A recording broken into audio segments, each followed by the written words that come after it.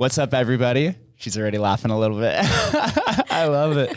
What's up, everybody? I'm sitting here with NeeziieBabiie. She's a brow expert and celebrity professional makeup artist. She's been featured in many publications, and there's a long list, but I'll cut it short to a few. Yahoo News, LA Weekly, Medium, and Bissell. I think it was called Bissell or Bustle. My bad. She's a permanent makeup artistry studio and a training academy that specializes in eyebrow aesthetics with over 10 years of experience. Yes, sitting here correct. with a brow expert legend. Thank you, Neezie, for coming on. Thank you for having me. How brow expert? Okay, we're in a city of Las Vegas where there's a high amount of importance on aesthetics, and eyebrows seem like such a small thing for somebody's body. But from somebody who worked in the nightlife industry for 6 years, I heard the girls consistently talking about eyebrows, and I never realized why they're so important or why there's so much emphasis on it. Why do you believe that somebody can find a job as just a brow expert and find success like you have so far? Oh my gosh, brows is like the focal point of your face, and especially being in Vegas, even working the nightlife or just in general, like it cuts down so much time on getting ready. And then you put emphasis on the nightlife.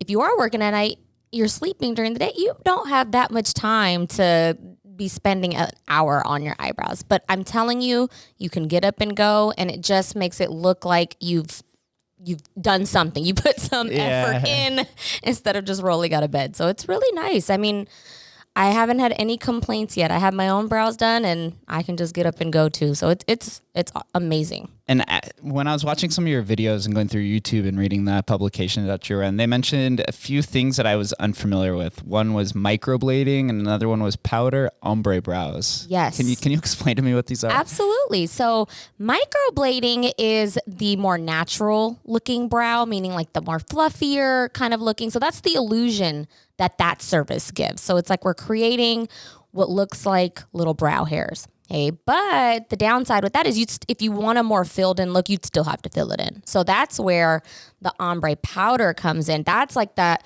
more filled in makeup looking brow. That's the one where you don't have to do anything. You can just get up and go. So 2 different looks, just depending on what you want. Right. And in high school specifically, a lot of the Latina women used to always be made fun of for stenciling in the eyebrows. Is that something that's still popular? You know, that's where people kind of get afraid when they hear eyebrow tattooing, because they think that's the look. All you think about when you think of eyebrow tattoo is kind of like the chola, just like really thin, drawn on, but we've come a long way with technology and, style, brand, just the look of like things. Obviously makeup has just dramatically changed too. But no, that was just that stigma then. But now people are just so much more open to it because they see how good it looks. So it's not that for sure.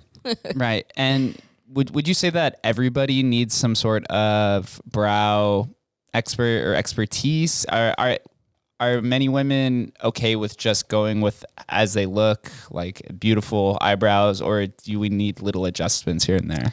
I mean, I think any woman would be open to a little adjustment. I mean, again, the service can be on your preference, like how natural you want it to look or how bold you want it to look. So I think we can totally cater to like anybody's type of style. So for sure. Interesting. And have you had any men come in? I actually have. More so when I used to do more microblading, so the more kind of what looks like hair. The most common thing I would see in men is maybe in the end part of their brow is just super light, so it kind of looked like their brow got chopped off a little bit. So they'd come in with their wives, or something, and kind of like want to get that little part filled in. But no, I've never had like a more drastic look done on a man. So I usually have more women clients for sure. So okay, and let's backtrack it a little bit, and we could play a little bit of the chicken or the egg. You are a brow expert, but you're also a celebrity professional makeup artist. Yes. Which one came first? I guess the brow artist first, because I started my career off with threading. And so I think what happens with the celebrity brow makeup artists, I think people get it kind of confused. They go between, wait, is she talking about permanent makeup or makeup? So it should be more so that I'm called a celebrity permanent makeup artist.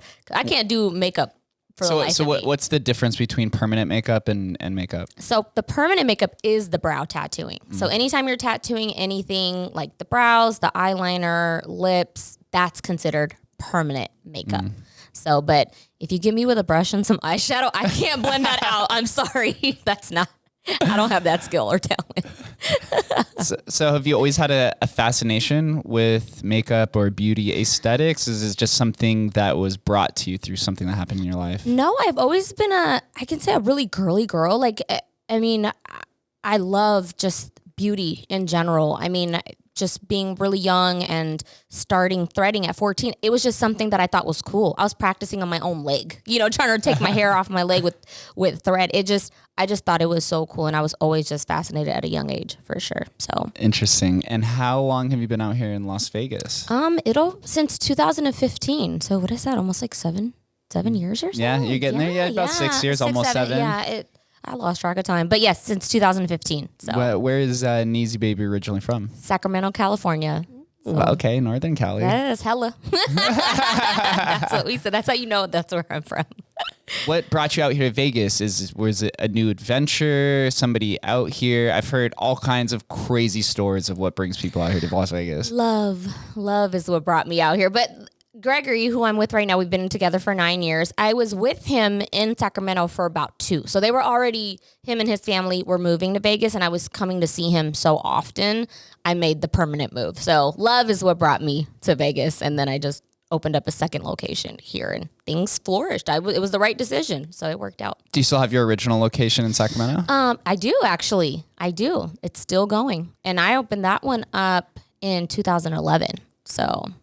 And do you have any trouble managing both of them, or do you have a leader down there that takes care of it for you? What's awesome is that, well, I guess I can't say, the original location, because I've always been home based there, but I had a full service salon, and then I just scaled down to just me. So I have my own studio there. So if I'm not there, the doors close, and then I just, so it's not hard to manage at all. Vegas is the one that has the bigger location for sure. And what do you offer in your stores? I guess you could compare both of them. So it's all just services. Products we sell online, so I don't have any issue with like the product sales or worrying about that in the studio. But service-wise, it's brows, lips, body services, contouring services. So those are the 3 main things for sure. And how many... I don't know what the position is, but how many brow experts or makeup artists, I guess permanent makeup artists do you have in the store working So in Sacramento, it's just me. So it's just a salon suite. So I only go there once a month to take clients, and then I come back home. But here in Vegas, I actually have 5 other girls with me, and congrats. They're all doing brows, and they're their own bosses, independent contractors. They rent. So I love it that way. I feel like we empower each other so much being our own bosses in one location, and we never butt heads. And they've been with me since I've opened. So I think we're doing pretty well. We mesh well together. So is there a process for how you train these women to fit what you were looking for? Or is there like some sort of test for them to get in? What's that process like? What's nice is that pretty much all of the girls that are with me at my Vegas location, they have all at some point in time took my training. And that is what kind of wanted them to also work alongside me. And, I'm open to anybody coming in as long as they show me kind of the same work ethic that I have, which is, you're determined, you're hardworking, you're really a goal getter. That's what I like to say. I want you to have a vision, and we can help, get your vision where you want it to be. I love someone that has ambition. I appreciate when someone knows that hard work is how you get it. You know what I mean? It's not just going to come to your door because you're at NeeziieBabiieBeauty. You know what I mean? You got to put in the work too, in the time for sure. So. Right. Yeah, you've definitely put in the work. I saw on Instagram you have close to 400,000 followers. Where did the majority of that following come from? Was there a specific event, or was it very gradual? Oh yeah, I remember the exact day that buzz started happening on my Instagram. It was when I was doing threading, but what made the impact was I had a period of time where I was actually doing eyebrow extensions. So it's like lash extensions, the same concept. You would take what looks like little straight hairs, dip it in like lash glue pretty much, and stick them in the eyebrows. So it gave the illusion that we were adding more hair. So I did a video of that, put it on Instagram, and that went viral. So like bigger pages like Hood of Beauty at the time. There's a big like kind of gossip blog called The Shade Room. I got posted there. I overnight had like almost 15,000 followers, and it just kept booming from there. Every time I would post a video, it got so many hits. So that's kind of what started the buzz on my Instagram. And that was like 9 years ago. Wow. So it's grew. It's definitely grew. Yeah, well, I guess over 9 years you become acclimated to having that big of a community. Yeah. Does it ever feel overbearing? It kind of does, because you kind of sometimes have to feel like you have to keep producing content. You know what I mean? Sometimes it gets a little hectic, but then you also kind of get used to it. You're like, I can do this kind of in my sleep, you know, control your social media and post stuff. But yeah, it does sometimes feel a little pressure, like you have to keep up with what's going on and make sure that you kind of stay relevant for sure. So. That's kind of the situation I've felt with social media now is doing the podcast and doing all these other things that I'm doing, is that you have your niche, but then sometimes you want to expand out of it, or you want to share your personal life, but you know you can't. Exactly. But people want you to, and now it's this weird like counterbalance for it. Yeah, you're kind of like, do I cross that line? Can I post that, or is someone going to say something about it? You know. But what's nice is that I actually have my personal page too. So I've actually, you know, got a decent amount of following on there too, and people really appreciate it. My clients, when they come in, it's like they know me, which I love, you know, because that means they pay attention to like what else I got going on too. And we have great conversation. I think that's what drives a lot of clients into is that, to me, is that we're relatable, you know, and I think, and they love that. So I think it's great. Yeah, I've had on a handful now of some variation of a beauty expert. And what I've come to learn is that when your clients come in, it's almost like very therapeutic. It's almost like a session. You're catching up, you're sharing each other's lives, and they're coming to you, I don't know, every week or once a month or whatever it is. And so you become like actually like legitimate friends from it. Oh my gosh. And I feel like I'm like / like, what is that called? Like a therapist too. Like we talk about everything, you know. Sometimes the client just feels like they want to unload, you know, not necessarily to a stranger, but someone else that maybe has a different outlook on stuff. So it's amazing. The walks of life that come through the door and the things that we share and experiences, I wouldn't trade it for the world. It's amazing. So. How often do you see your clients? Do they come visit you? So once they get the service done, I recommend that they come see me in 2 months for a touch up. And then from there, it's once a year. So I'll see the client at least twice a year for sure. So. That's just coming in once every 6 months or once a year is because the whatever is being threaded in the eyebrows is degrading, and so you have to redo that. Is that what the process What's is? happening is, so the threading, if they only got threading, they'd be coming every 2 weeks. So that's just kind of like comparable to like wax. We're just removing and kind of grooming the eyebrow. But if they got brow tattooing, now that's permanent. But the reason they would come in twice a year or so is just to keep up with the color. So it isn't necessarily like old school brows where it's just boom, you did it and it's just so dark. You know, it's not going anywhere. With technology now and like pigments and everything, we do it so soft and powdery that it's not that it's changing color over time, it's just getting softer. So some people like to keep up with it being a little bit darker or crisper looking. So that's why they kind of come in maybe like 2 times a year for sure.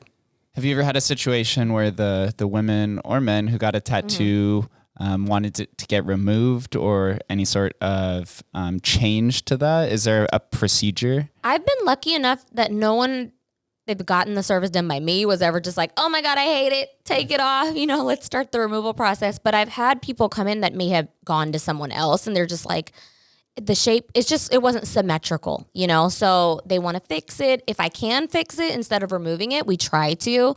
But then sometimes we have to kind of try to have a clean slate. So that's kind of like the scenario that I've had when it comes to try to remove someone's brow tattoo. So there are touch-up services. And what is the removal process like? So the removal process, the one that we do is a non-laser tattoo removal. So it's saline. So it's lifting it out of the skin. It's not as effective as laser removal, but the benefit of this is that it's just not causing as much damage to the skin as laser. So that's why people opt out for this one. It takes a few more sessions than laser would, but it definitely safely and more of like, I guess, it keeps the skin integrity there on the eyebrows more. So that's that removal process. From my friends who have had tattoo removals through laser, I've heard it's very, very painful. I myself have had a chest tattoo removed, so really? It hurts. Yeah, it hurts more than actually getting the tattoo itself. So yeah, make sure you really want that tattoo before you get it. What spawned a tattoo removal? You're saying what made me want to get it? Yeah. It was just in the weirdest place. It was when I was young. There's a lot of... I got them when I was like 17, 18. There's like tattoos I wish I would have thought through, but I'm like, on my chest though, let me get that one off. All the other ones, it doesn't really matter, but I just wanted that one off. Yeah, I've had tons of friends. Generally, it's like for men, it's like they get this like tribal tattoo on their shoulder, and then they realize they look like a douchebag when they're older. Oh, like, I need to get this off. I'm a different man now. Let me take this off.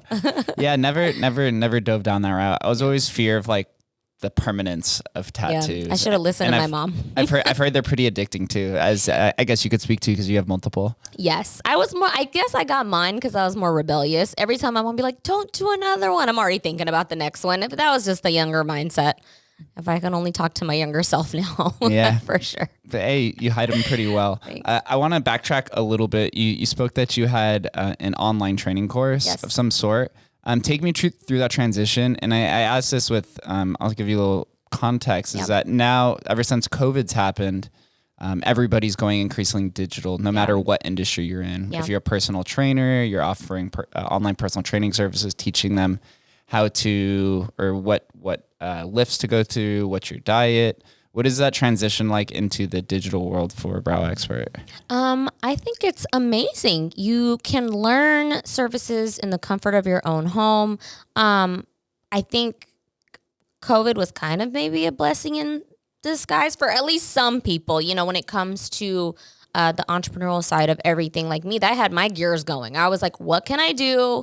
Because people still want to get trained, but obviously it's not safe to be around people right now. Like, what can we do? So I pretty much transitioned everything onto an online platform. And it was a big success. I can say I made a lot of money during the pandemic, just sitting at home, which was great. And what's awesome is that it allowed so many men and women to now open up their own business. I think it really lit a fire under people's, if I don't know if I could cuss, but asses, It lit a fire under their asses. Like, oh my God, like I had to either got laid off from my actual job, or 9 to 5. I need to do something for myself. Maybe if people were on the fence, it pushed them to actually pursue that. But the online platform is just amazing. I mean, the services are actually much easier than you would think, especially the way I've broken them down. Everything obviously requires practice, but it's been a huge success. I mean, people are doing amazing. And what's great is you can replay it. It's not like you're coming to the training once and just seeing it only once. You can replay that training over and over again until it sticks. So, yeah. And the training itself, what are the different modules within it? So we have our lecture portion. So we go through all the theory of everything. And then you're actually watching me as if you were in person with me, doing a model. So I'm doing the whole service step by step. And I'm also, what's great is that all of my classes are beginner and advanced friendly, meaning if you have no background and know nothing, I'm going to teach you everything down to just getting even your business going. So the marketing side of things, the business aspect of everything as well. So you get a lot. Yeah, you get more than just the service itself. You get the entrepreneurial aspect as well, because we're all entrepreneurs at the end of the day. We're all walking brands, so there's much more to it, and you have to advertise through social media and do some groundwork in whatever city that you're in. Yeah. What's nice about the training is that, yes, you learn their service, but I'm going to also show you how to get it going, so that you do walk out being successful. So, what would you consider as the toughest startup aspect to your business?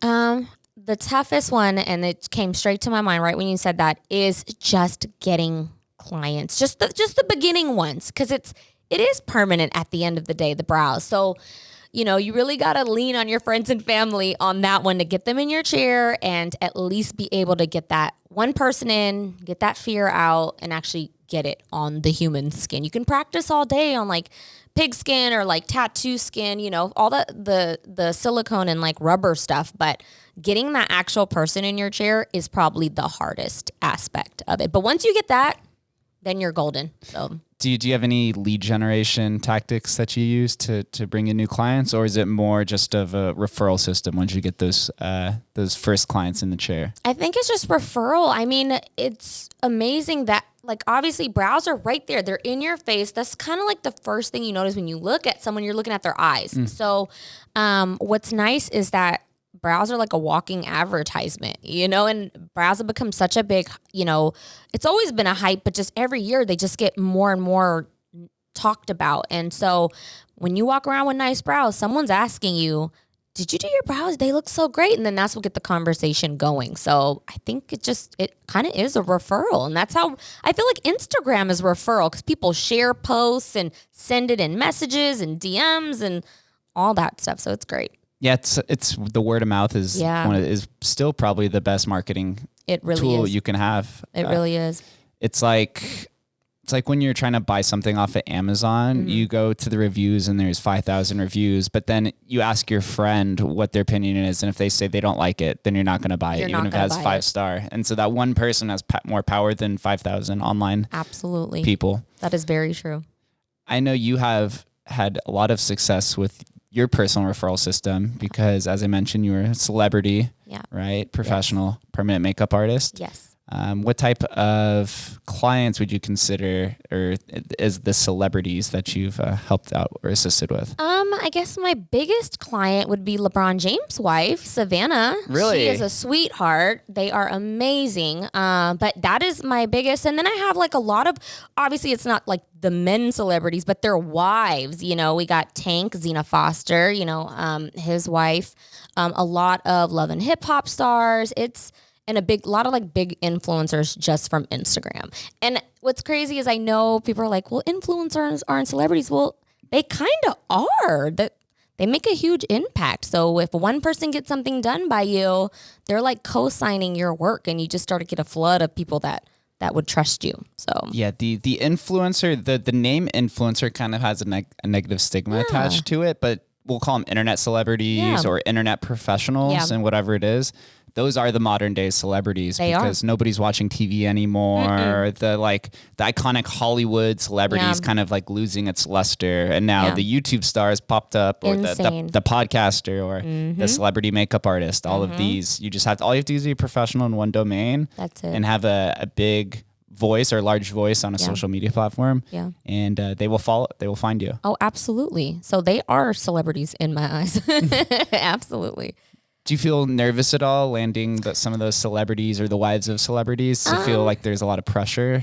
I always think in the back of my mind, I'm like, please don't let this be somebody I mess up on. Even though I don't ever mess up on anyone, I'm like, this would just be that person, right? But no, I just look at it like they're just another client in my chair. We have our conversation. And then, you kind of get that nervousness out the way by talking to them and kind of what they want. And then we get down to work. So.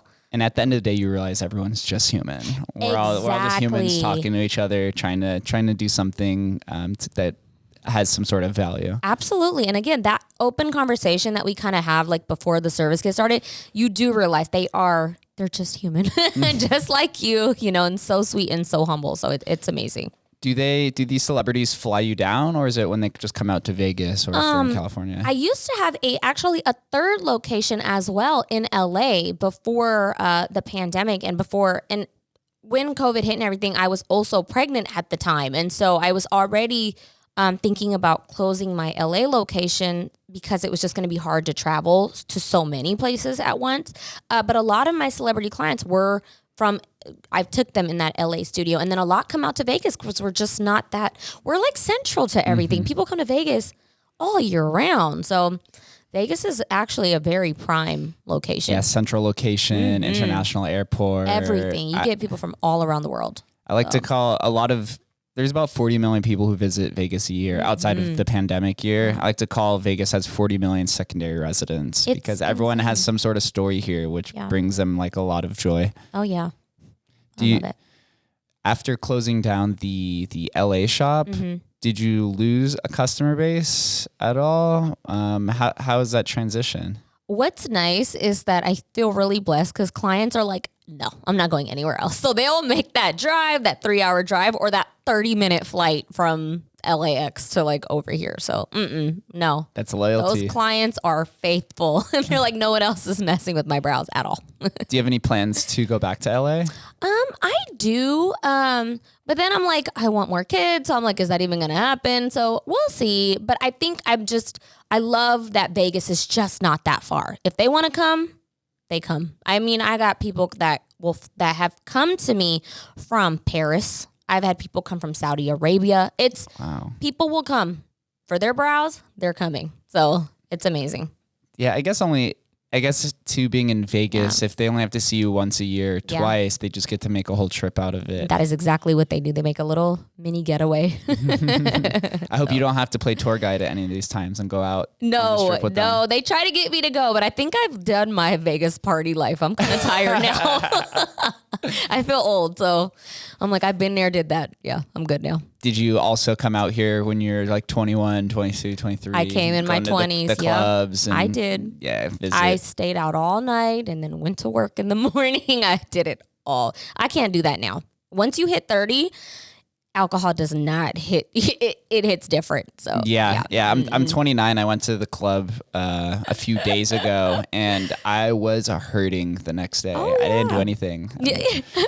Man, I was like, I used to go do this literally every week, once or twice a week for years. Yeah, like, how did I survive that? Totally fine. Like nothing even happened. Not anymore. Yeah, but good for you though. With the clubs, is that all the women there, they all want to get their brows done. They do. Of some sort.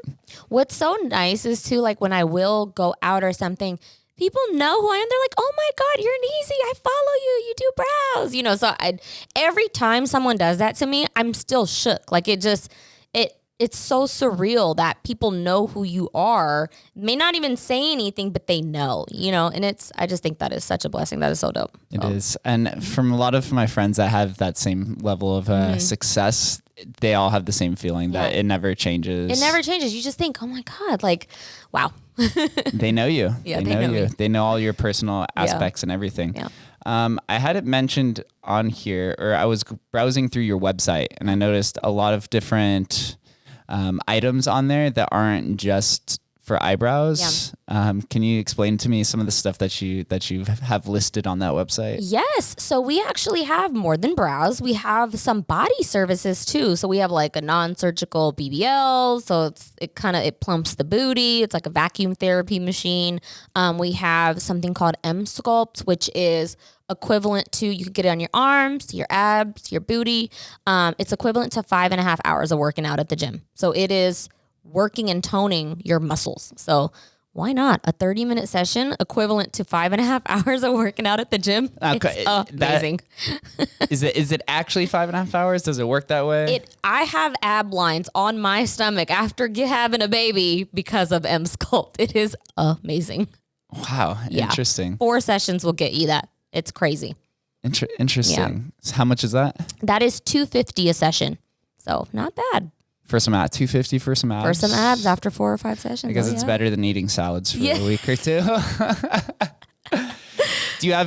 Obviously you have some of these items that expand outside of the beauty aesthetics. Do you have any intention to build a brand larger than just being the celebrity permanent makeup artist professional? Absolutely. I mean, I really look up to people like Anastasia. That is someone that I can say started off as doing brows. That's all she was known for. And then they expanded into the makeup industry. They're in Sephora, they're in Ulta, they're so known for their vast variety of like just beauty industry related items. So yeah, like hopefully one day manifest it. Manifest entrepreneurship. Yeah. It's one thing I've learned in the entrepreneurial world is you never know who you're going to meet who could just change your whole outlook or the partnerships that you build that build a product. And some of your community members can also change your life as well. Oh, absolutely. Yep. It's a beautiful thing. But is. in terms of, we'll say, some of the, tell me some more about these other services that you offer outside of microblading and powder ombre brows. Yes. So we also, brows is like our main thing. And then we have our body contouring services. We do also something called the hyaluron pen. That is like getting fillers in your lips. It's needleless. So it's not, done with the needle. You're using this pressurized pen. Really dope. You can get, it just goes along with getting your lips tattooed as well. So we also offer lip tattooing. So it's called lip blushing. So it kind of looks like a cute nude or like light blushy pink kind of tattoo. So it kind of eliminates you having maybe to put on like lipstick or anything as well. So the services that I do or that we have that scale outside of brows is just complementary with the things like brows and like, Are the lip tattoos or the coloring of the lip tattoos that popular? It actually is. The type of client that likes to come in is maybe someone that has discoloration, you know what I mean, like that, or little unevenness of the lips. So you can kind of tattoo outside of the lip line a little bit and create more symmetry. So it's all like illusion work at the end of the day too. So you're like a magician. Kind of, yeah. The brow magician. And tell me a little bit about the benefits or the differences between the non-lip injections that you offer and the popular lip injections that exist. Both are amazing. It's just which one do you kind of, maybe your pain tolerance or something like that. The benefit of the the hyaluron pen is that it is no needle. So maybe someone that's afraid of needles, that concept. Sometimes people faint when they get the needle lip injections. I don't know. It's weird. They have that maybe in the back of their head. They're scared. So with this, there's no needle. So it kind of eases people's mind a little bit. Both are equally beneficial. They're both amazing. I wouldn't say, just choose one over the other. It's just your pain tolerance, I think, and which one are you, more comfortable in doing. So interesting. Yeah. Lip injections are very popular in Las Vegas. Yeah. Almost every woman or the majority of them end up getting it. Yeah. Not always necessary though. It's not always necessary. I'm actually a client of Melanie Speed. So you had her not too long ago. That's how we met. I'm her client. So, and she's mine. I've done her brows. So how funny. Yeah. It's interesting. So who does your brows? I actually gotten my brows done from Soft Ink Studio in LA. Those are one of the people that I've trained with. So absolutely. I was like, yeah, I love your work. Please do my brows. So I don't have to do them every single day. It's like the old cliche of like who delivers the mailman's mail. Yeah. Who does his right? Does he deliver himself? Very true. It's the same. Yeah. But like when it comes to the beauty services, you really have to trust that person that's sitting across from you and the loyalty. My barber I've been going to for 4 or 5 years, and he moved across town and I still drive over there. And sometimes while I'm driving there, I'm like, why do I still come here? But then after cutting, I'm like, You're like, this is why. This is why. And I'm going to still keep coming. Yeah. Loyalty is a weird thing. And that's what I tell a lot of students too. They're just like, can I really do this? Can I really make a career? I was like, absolutely. The beauty industry is forever growing. It's never going to die because we all, like, you are faithful with your barber. You know what I mean? And that's how women are with all their beauty services, nails, lashes, hair. They're going to stick with the same people for life, Yeah. Beauty, there's obviously much more focus because of the rise of social media and the rise of just personal branding, I guess. Even now more so, the younger generation too is like very vocal about beauty and like they want to look good in their TikToks and stuff like that. Do you have younger clients at all, like under 18? No, I haven't had one in a very long time. And I think why is because younger kids, they have a lot of eyebrow hair. I don't, or it's the generation of where they're not like making them so thin. So they have so much eyebrow hair to work with. And plus the service isn't cheap. I don't see an 18-year-old, 17-year-old spending all their money on getting a brow tattoo. Not yet, at least. So unless it's mommy and daddy's money. Exactly. Then I'm pretty sure we'd have a line out the door. So yeah, I think mom and dad are like, no. Is there a recommended age that you see, or an average age of clientele that comes in that probably needs some sort of eyebrow treatment?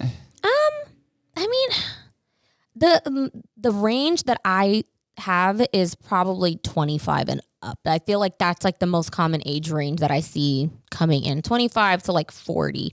And it's weird. I don't have a lot of like older clients either. I think it's just in that range just a little bit. So interesting. Why do you think that is? I don't know. I think maybe older clients feel like, this is why I can say, older clients, they have the old previous work still. And unfortunately, if you do have kind of the old school brows where they've been on you for like 10, 15 years, it's really hard to do what we do over that. You kind of can't cover that up. You kind of have to go through the laser process and get that all out. And some people just don't want that hassle of having to go through all those sessions and then getting it redone, unfortunately. So what's so bad about the older method? What's wrong with that is that we just don't know what pigment was used. So that's where you see like the reds and the greens and kind of like the charcoal-y colors come up. And if we try to mask that and cover that up, whatever we're trying to put on, the color can change because we just don't know what was there at first. So that's why it's hard to just be like, okay, yeah, sit down. Let me just draw something thicker and mask it. It just doesn't work like that, unfortunately. So part of it's the material back then. Yeah, it is. I think they were just using straight black tattoo ink or like red. I don't know. Interesting. Yeah, I guess because back then, brow treatment it didn't have the spotlight on it like it did today. No. And so those were kind of the pioneers of the brow movement. Yeah. Are there any brow experts that you look up to, or that you find that you pull a lot of your information from? Brow experts, Anastasia for sure. Someone really, really big when I was first starting, still big till this day, Kelly Baker Brows. I don't think she does permanent makeup.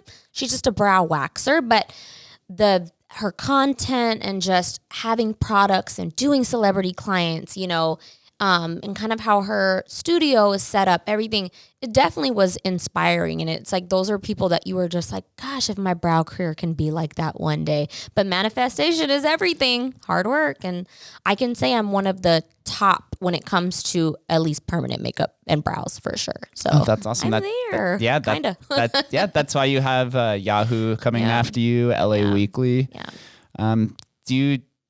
When these larger news companies approach you for an interview, do you feel like you've made it, or like any sense of fulfillment from it? What's so dope is that I feel like I've been doing this for so long, and I kind of didn't get, you know how they say give them your flowers while they're here type of thing. Like, I feel like that's finally happening now, the recognition and kind of how long I've been in the industry. But it's just so dope seeing your picture and someone just writing something about you on such a powerful platform like that.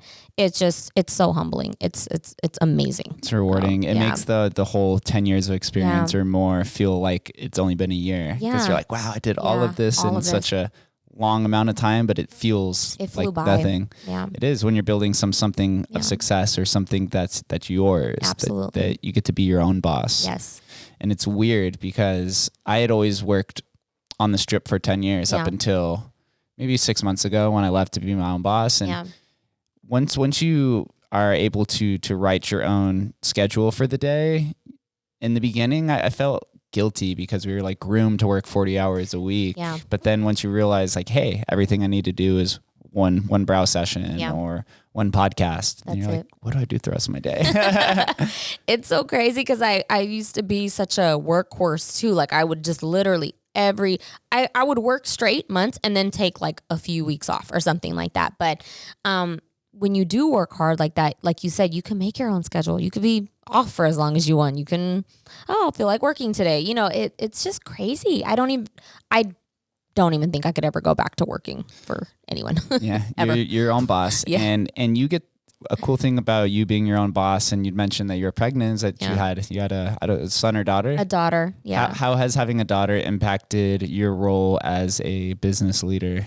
Oh my gosh, it's been amazing. I mean, I have taken off as much time as I want. If I didn't want to go back to work, I didn't need to, watching her grow. She's 17 months and I have scaled back a lot on working. I maybe only work 2 days out the week, even if that, but it's because I did work so hard prior to having her, and built something that it doesn't matter if I go into work or not, so it's great. And that's when you realize that if you could step away from the machine that you've built and it continues operating just fine, then you've built something that's probably going to have some sort of longevity. Yeah. Generational wealth is what we're looking for. Generational wealth.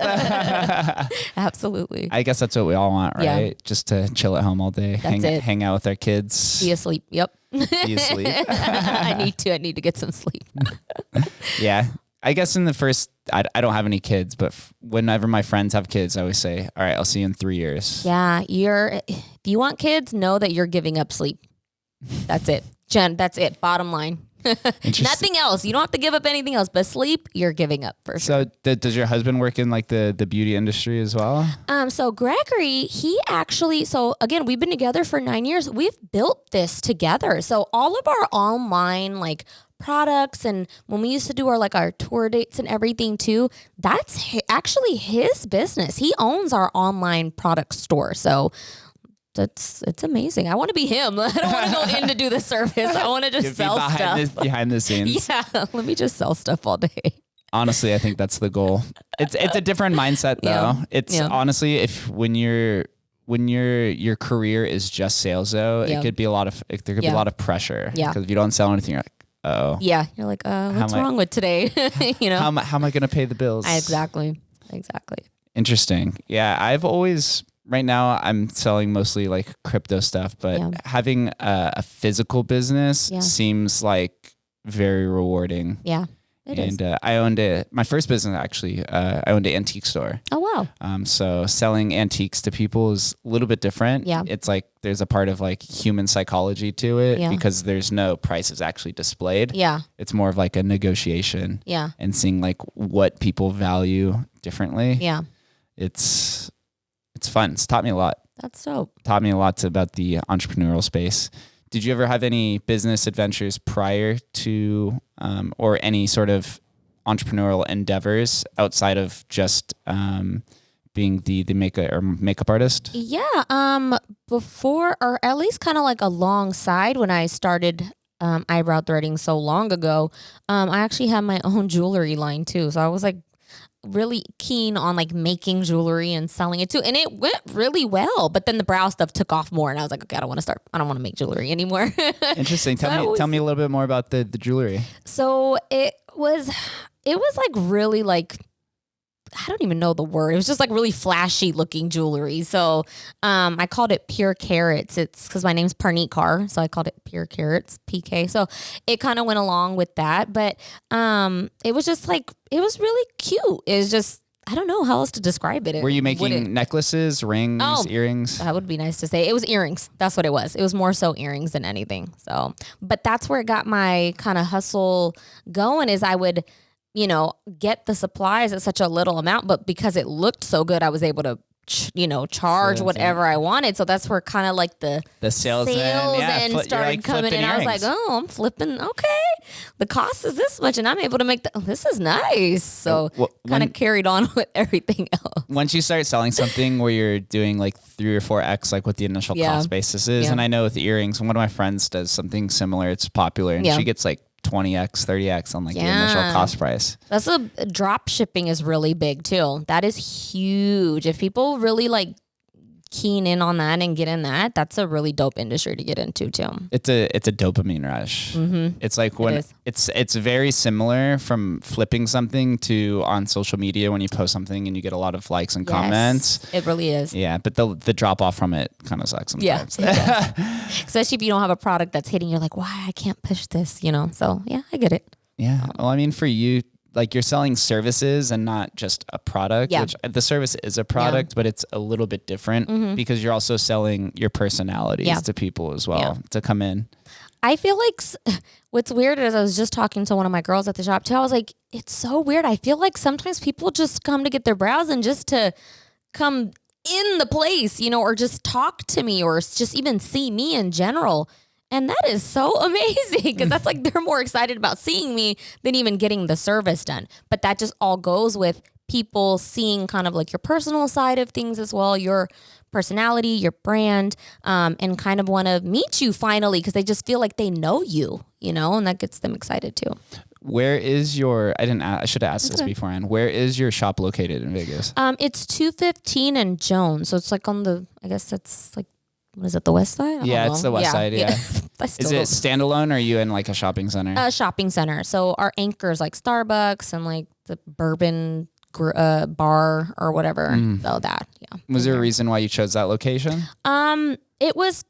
It's right off the freeway. So right when you take the freeway exit, we're right there on the left-hand side. That was nice. And then it's kind of closer to like where I live too.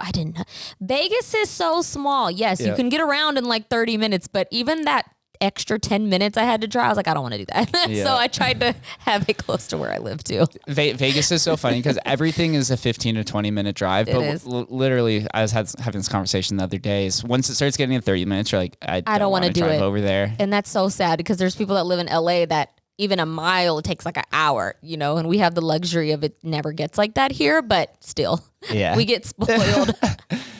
That's we're a town that's built off of hospitality, and we want everything quick, and we want it to be very enjoyable. No one likes driving. The traffic is very fair here. Yeah, it's one reason why I could never live in LA unless I did everything completely work from home, and I was already very wealthy. Yeah, because that living on a hill somewhere. Living on a hill. If I have $5 million at least, right, exactly. So yeah, I enjoy California. I go out there and visit fairly often, and we get a lot of in Vegas. We get a lot of people from California moving out here, including yourself, because the cost is very low.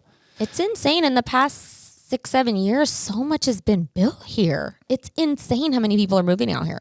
It's crazy. You ever hang out at the casinos or anything of the? You indulge in any of the entertainment out in Las Vegas? I love going out to eat. Like all the restaurants. Catch is like my top favorite restaurant. So yeah, that's one of the reasons I'm a foodie. I love food. So take me to any restaurant. I want to try it all. So, so do you go mostly and enjoy on the strip? Yes, absolutely. But I do local stuff too. We follow a few like local like Instagrams that show like all the really good local spots. So we'll try pretty much anything. I've never been much of a foodie. I'm kind of growing on it a little bit. I'm a basic eater. I eat like the same 10 meals every day, just on repeat. It's like rinse and wash. But learning to have a more sophisticated palate, I guess to say. Once you start, you won't stop. Yeah, that's the fear. That's the fear. Yeah, I used to go out and spend. There's something weird where it's like I could go out to a bar and spend $100, but then going and spending $100 on food, I'm like. I don't know how I feel about it, even though it should probably be the opposite. It should be the opposite. Oh my gosh. Yeah. Do you go to any shows or? I feel like I've been to all the shows. My most favorite one is Absinthe at Caesars. That is every time we go, it's a new act that they do, a bunch of different ones. It's so entertaining. Then you get a few drinks in your system. Any show is entertaining, but definitely Absinthe is dope. Honestly, yeah. One of the jugglers for the show lives in this building. Are you? I love that. Yeah, I love that show. That one's amazing. It's a good show. Have you been to the Raiders Stadium yet? No, not yet. I'm planning on it. I definitely want to go to a game for sure. That's the cool thing about Vegas is, as you said, things are getting built so fast, but new industries are being built very fast. Yeah. Sports was not a thing 5 years ago. The conventions we've become like one of the top 2 outside of Orlando for conventions. Wow. And now we have a lot of different celebrities moving down here, a lot of YouTubers, content creators. Yeah, because the entertainment is here. And with YouTube and content creators, it's like they want to just stay on top. You can create so much out here, and it's so entertaining. So I can only imagine that or LA, and they're probably like, yeah, no to LA. It's a little bit of a shit show. Before this, I was browsing through your YouTube, speaking of YouTube, and you have, I think it was like 7,000 subs or something like that. And you had a few kind of viral videos from about 4 years ago.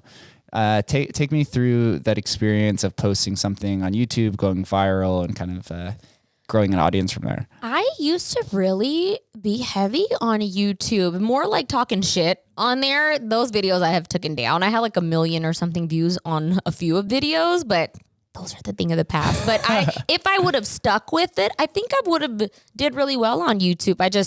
The brow side of everything and like the business stuff, I started to focus on that more, because YouTube and content creating like that, it's not as easy as people think. You have to put a lot into it to make it dope. And I feel like, So what type of videos were you making on YouTube before the brows took over? Oh my God, I don't know. I was just talking shit. I'd pick a topic and we'd just be talking shit about it. I don't know. Almost just like me just talking in the camera, and it got a lot of attention. Yeah.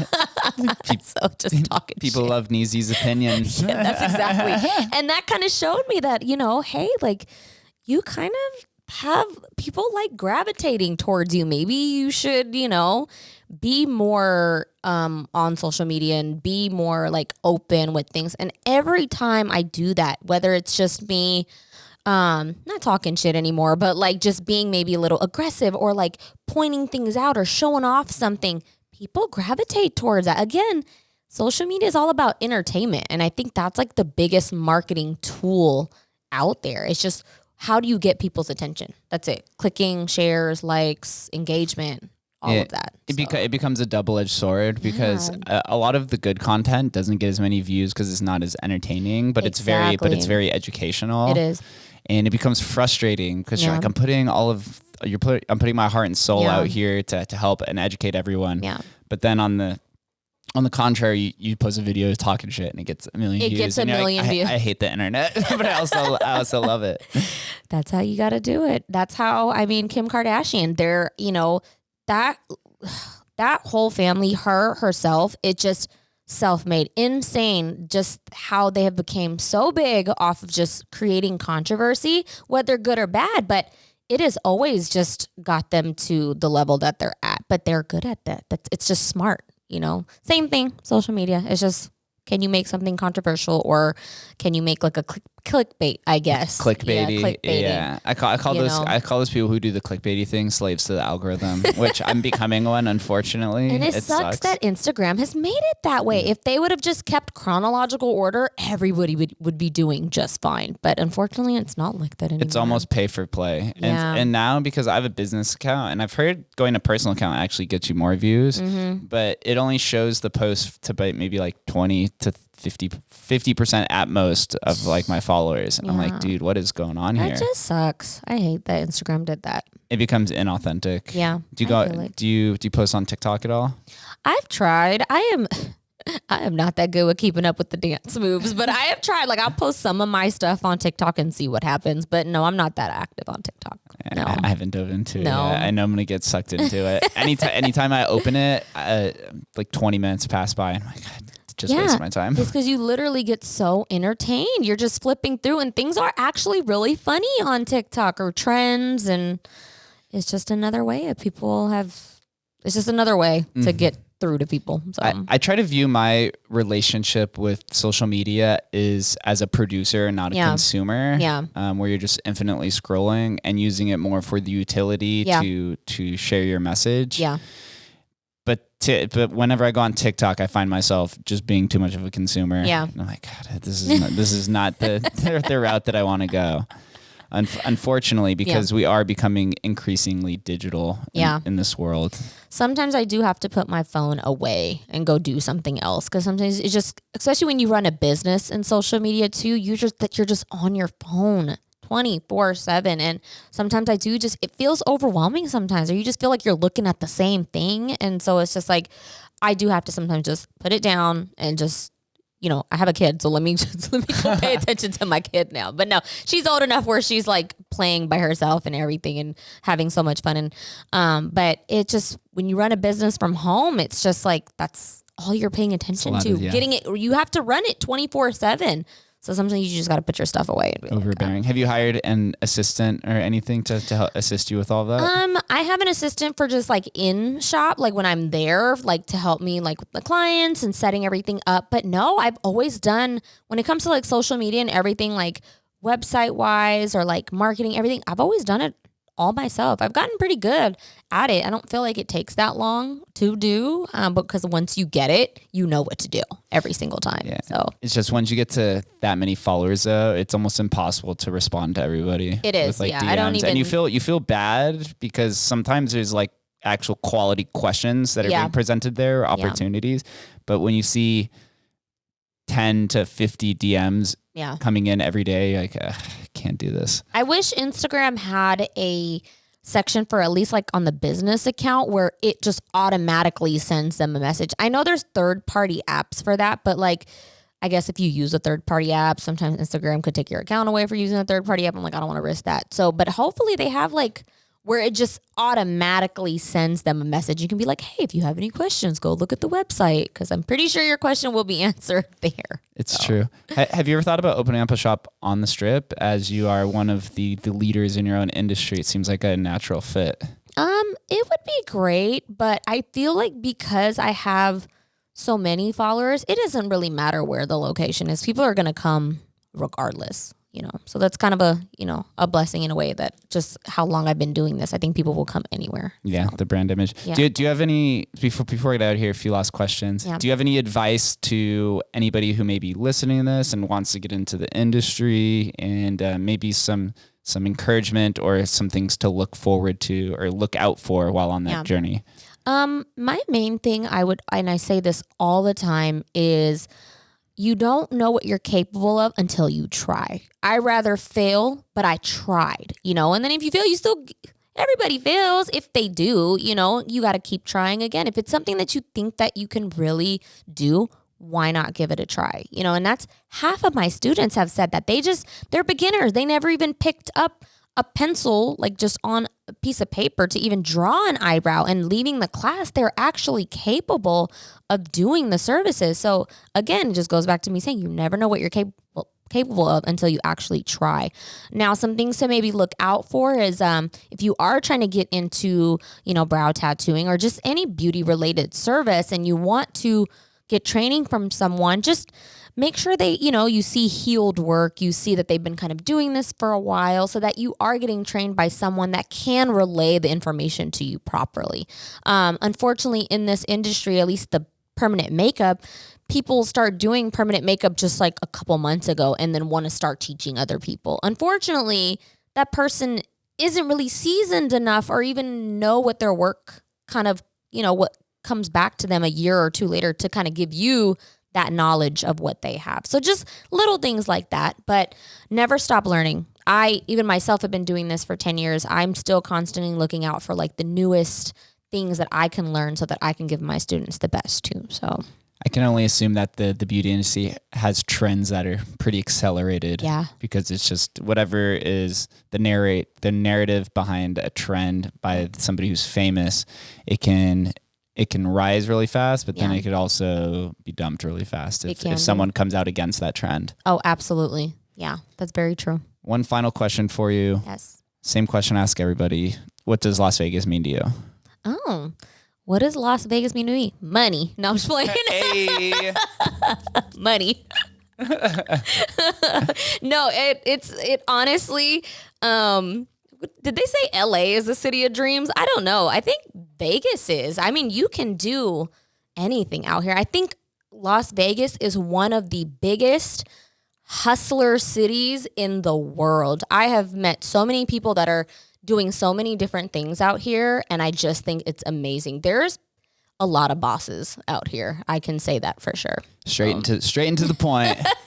Where do I send all the listeners or those who are listening on YouTube to follow along your journey, or any other links you'd like to mention? NeeziieBabiieBeauty, Instagram. Everything is there. Dang. And check out, what's the address to your store? It's 6020 West Badura Avenue, Suite 130. And the name? Just NeeziieBabiieBeauty. Boom. Straight into the point. Check her out. We have a expert and a leader in the brow and permanent makeup industry. Thank you for sharing your time with us. I know you're just going to continue doing what you do, right? Yes, just keep making that money in the city of dreams. Yes, sir. Thank you for having me. Of course. Thank you guys for listening, and we'll catch you next time.